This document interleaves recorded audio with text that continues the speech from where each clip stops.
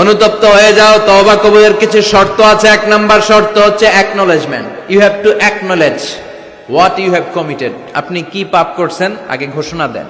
তওবা কেমনে করবেন শিখায় দেই। প্রথমে ঘোষণা, আল্লাহ আকাশের নিচে জামিনের উপরে আমার চেয়ে বড় পাপী কেউ নাই। সগীরা কবিরা, জেনে না জেনে, ইচ্ছায় অনিচ্ছায়, শিরকে বেদাতি, শয়তানের ধোকায় পড়ে, নফসের ওয়াসওয়াসায় অনেক পাপ করেছে। আল্লাহ আল্লাহ আমি স্বীকার গেলাম আমি পাপী, আমার চেয়ে বড় পাপী কেউ নাই। প্রথমে আপনি স্বীকার যাবেন সব। দুই নম্বরের রিপেন্টেন্স আর নাদামা, অনুতপ্ত হবেন, চোখের পানি ছাড়বেন, অনুতপ্ত হবেন, লজ্জিত হবেন। চোখের পানির দৃশ্য দেখে আল্লাহর বড্ড ভালো লাগে, সুবহানাল্লাহ পড়েন। তিন নম্বরে স্টপ। যেই পাপের জন্য তওবা করেছেন স্টপ, অনেক হয়েছে, আর না, থামেন, ওই পাপ কাজ বন্ধ করেন।